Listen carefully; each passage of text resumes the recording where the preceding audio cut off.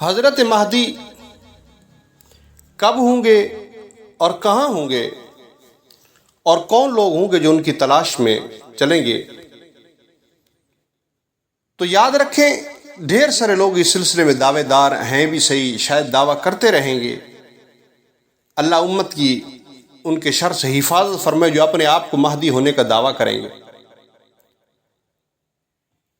نواسہ رسول سیدنا حسن رضی اللہ تعالیٰ عنہ عظیم اظہار کا مظاہرہ کرتے ہوئے سیدنا معاویہ رضی اللہ تعالیٰ عنہ کے حق میں خلافت سے دستبردار ہو گئے تھے اور اتفاق کی فضا قائم ہو گئی تھی۔ تو اس کے بدلے آخر زمانے میں جب امت کو اتفاق و اتحاد کی ضرورت ہوگی تو اللہ پاک انہی کی اولاد میں سے ایک عظیم انسان عالمی سطح پر خلافت کے قیام کے لیے اس کا انتخاب فرمائیں گے، کیونکہ اللہ رب العزت کا قانون یہی ہے، جو شخص اللہ رب العزت کی رضا کی خاطر کوئی چیز چھوڑتا ہے تو اللہ اس کو یا اس کے اولاد کو اس سے بہتر چیز عطا فرماتے ہیں۔ چنانچہ محدود علاقے میں خلافت چھوڑنے کے بدلے میں حضرت حسن رضی اللہ تعالیٰ عنہ کی اولاد کو عالمی خلافت کا انعام بھی ملے گا، جس سے پتہ یہ چلتا ہے، سیرت کتابوں سے پتہ چلتا ہے کہ حضرت مہدی علیہ رضوان حضرت حسن کی اولاد سے ہوں گے۔ اور علماء نے لکھا ہے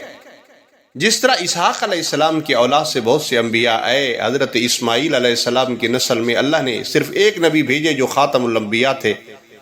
اس طرح حضرت حسین رضی اللہ تعالیٰ عنہ کی نسل سے بہت سے اولیاء آئے، جبکہ حضرت حسن رضی اللہ تعالیٰ عنہ کی اولاد سے ایک ہی بہت بڑے ولی آئیں گے جو خاتم الاولیاء ہوں گے۔ مولا علی قاری رحمہ اللہ علیہ نے مرقات المفاتیح میں اور مولانا ادریس کاندھری رحمہ اللہ نے التعلیق الصبی میں اس بات کو نقل فرمایا ہے۔ تو جو لوگ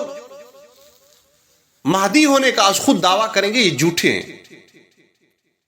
اللہ کے محبوب پیغمبر صلی اللہ علیہ وسلم نے حضرت مہدی علیہ رضوان کی واضح علامات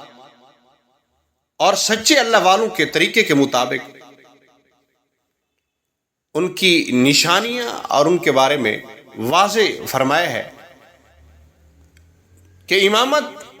اور منصب قبول کرنے سے جتنا ان سے بن پڑے گا حضرت مہدی علیہ رضوان گریز کریں گے، حتیٰ کہ وہ 7 علماء ہوں گے جو دنیا کے مختلف حصوں سے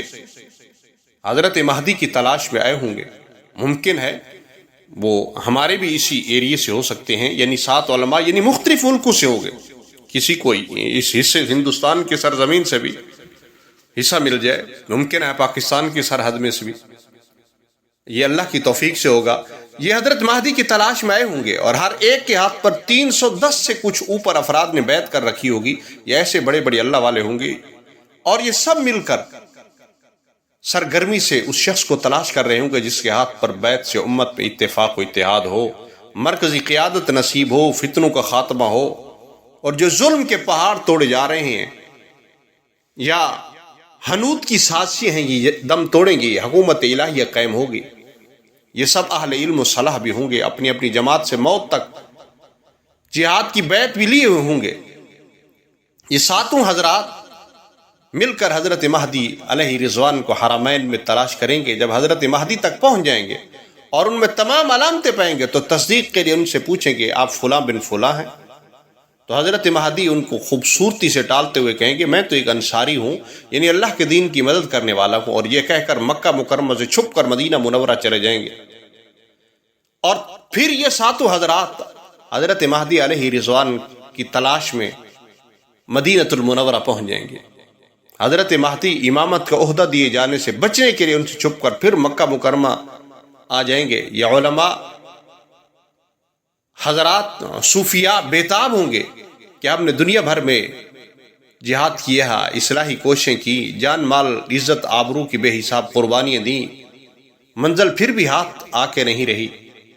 کفر کا زور نہ ٹوٹ رہا ہے، نہ کفریات کا غلبہ ختم ہو رہا ہے۔ امت کو ایک مقتدا کی ضرورت ہے، ایک قائد کی ضرورت ہے جس میں دانائی بھی ہو، جرت شجاعت بھی ہو، قدرت کی طرف سے نصرت و ہدایت بھی اس کے قریب پہنچ کر حاصل ہو۔ ہمارے پاس تو اتنا کچھ موجود ہے پھر بھی ہم محروم رہ گئے۔ تو یہ حضرت مہدی علیہ رضوان کو تلاش کرتے کرتے پھر حرم مکہ آ جائیں گے اس طرح 3 چکر حرمین کے درمیان لگائیں گے، آخر کار یہ علماء تیسری مرتبہ حضرت مہدی علیہ رضوان کو حجر اسود کے پاس پالیں گے۔ آپ کعبہ کے ساتھ چمٹ کر چہرہ کعبہ کے دیوار پر رگڑتے ہوئے امت کی حالت پہ رو رہے ہوں گے۔ یہ علماء آپ کو پہلے خدا کا واسطہ دے کر کہیں گے کہ اگر آپ نے بیعت کے لیے ہاتھ نہ بڑھایا تو جتنی امت مظلومیت کی حالت میں ماری جا رہی ہے،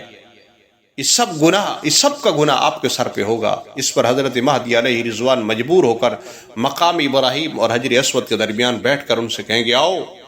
پھر آخری فتح تک اکٹھے جینے مرنے کا عہد کرتے ہوں گے۔ یہ باتیں کتابوں میں موجود ہیں، سیرت کتابوں میں موجود ہیں۔ امیر اور مامور کے اس عہد کو شریعت کی اصطلاح میں بیعت کہتے ہیں۔ تو پھر یہ بیعت لے کر حضرت مہدی مدینہ منورہ سے مکہ مکرمہ ہجرت فرما کر جہاد کی سنت کو پھر سے زندہ فرمائیں گے، اور مسلمانوں کی امیدوں اور تمناؤں اور خوابوں کو اس وقت ایک تعمیر یا تعبیر مل جائے گی، ترقی ملے گی، اور لوگ پھر ایک وقت آئے گا سکھ کا سانس لیں۔